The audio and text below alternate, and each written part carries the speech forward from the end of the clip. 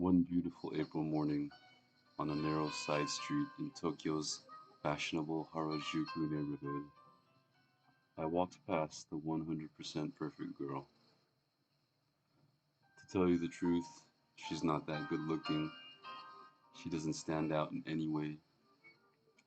Her clothes are nothing special. The back of her hair is still bent out of shape from sleep. She isn't young either, must be near 30, not even close to a girl, properly speaking.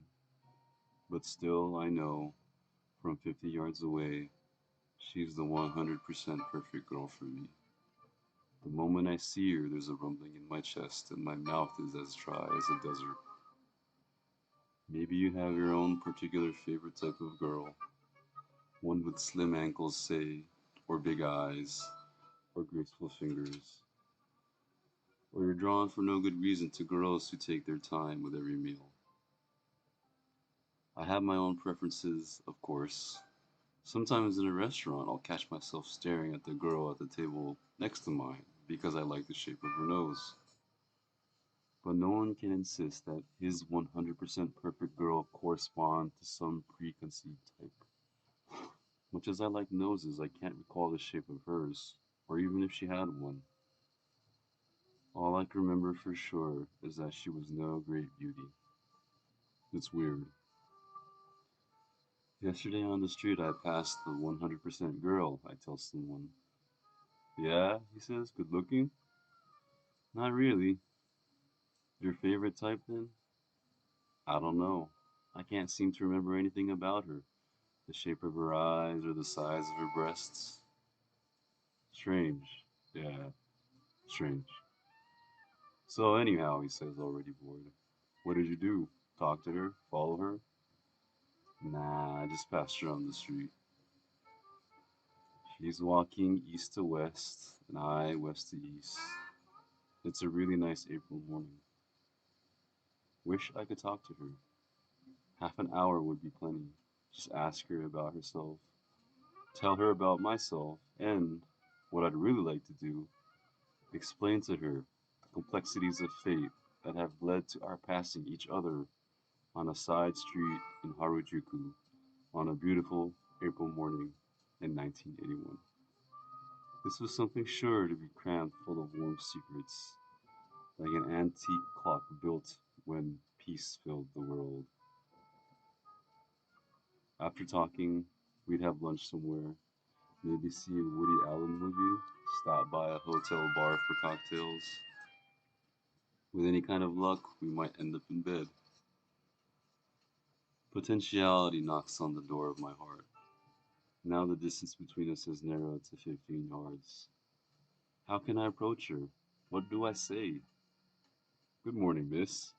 Do you think you could spare half an hour for a little conversation? Ridiculous. That sounds like an insurance salesman. Pardon me, but would you happen to know if there is an all-night cleaners in the neighborhood? No, this is just as ridiculous. I'm not carrying any laundry for one thing. Who's gonna buy a line like that? Maybe the simple truth would do. Good morning. You are the 100% perfect girl for me. No, she wouldn't believe it. Or even if she did, she might not want to talk to me. Sorry, she could say, I might be the 100% perfect girl for you, but you're not the 100% boy for me. It could happen. And if I found myself in that situation, I'd probably go to pieces. I'd never recover from the shock. I'm 32, and that's what growing older is all about. We pass in front of a flower shop. A small, warm air mass touches my skin. The asphalt is damp, and I catch the scent of roses. I can't bring myself to speak to her.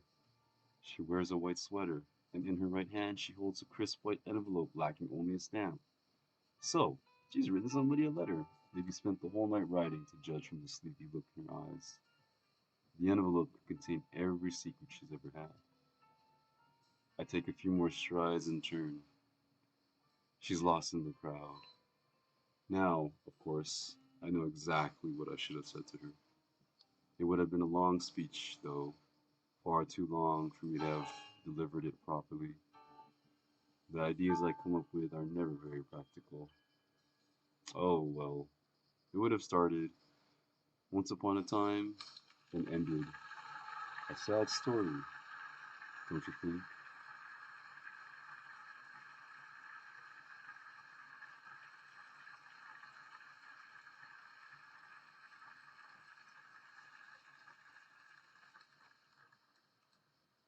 Once upon a time, there lived a boy and a girl. The boy was 18 and the girl 16. He was not unusually handsome, and she was not especially beautiful. They were just an ordinary lonely boy and an ordinary lonely girl like all the others. But they believed with their whole hearts that somewhere in the world there lived the 100% perfect boy and the 100% perfect girl for them. Yes, they believed in a miracle, and that miracle actually happened. One day the two came upon each other on the corner of a street. "This is amazing," he said. "I've been looking for you all my life. You may not believe this, but you're 100% perfect girl for me. And you," she said to him, "are the 100% perfect boy for me, exactly as I pictured you in every detail. It's like a dream." And they sat on a park bench, held hands, and told each other their stories hour after hour. They were not lonely anymore. They had found and been found by their 100% perfect other. What a wonderful thing it is to find and be found by your 100% perfect other. It's a miracle, a cosmic miracle. As they sat and talked, however, a tiny, tiny sliver of doubt took root in their hearts. Was it really all right for one's dreams to come so easily?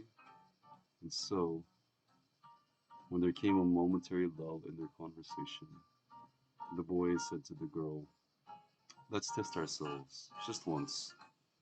If we really are each other's 100% perfect lovers, then sometime, somewhere, we will meet again without fail. And when that happens, and we know that we are the 100% perfect ones, we'll marry then and there.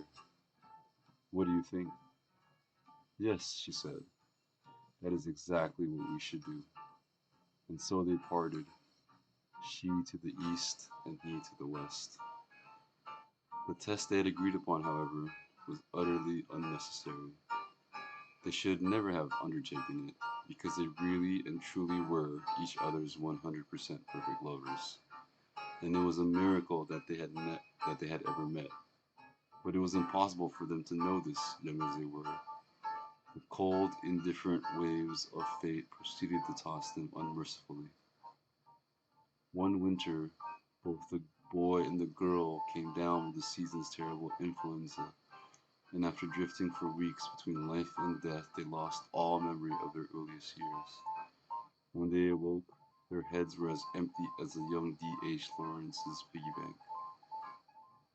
They were two bright, determined young people, however, and through their unremitting efforts they were able to acquire once again the knowledge and feeling that qualified them to return as full-fledged members of society. Heaven be praised! They became truly upstanding citizens who knew how to transfer from one subway line to another, who were fully capable of sending a special delivery letter at the post office.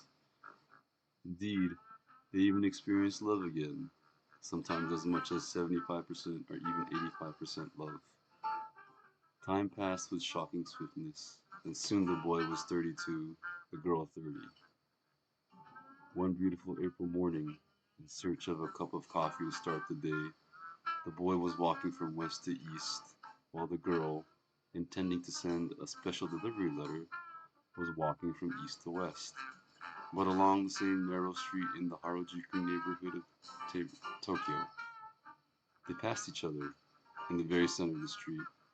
The faintest gleam of their lost memories glimmered for the briefest moment in their hearts. Each felt a rumbling in their chest, and they knew she is the 100% perfect girl for me. He is the 100% perfect boy for me. But the glow of their memories was far too weak, and their thoughts no longer had the clarity of 14 years earlier. Without a word, they passed each other, disappearing into the crowd forever. A sad story, don't you think? Yes, that's it. That is what I should have said to her.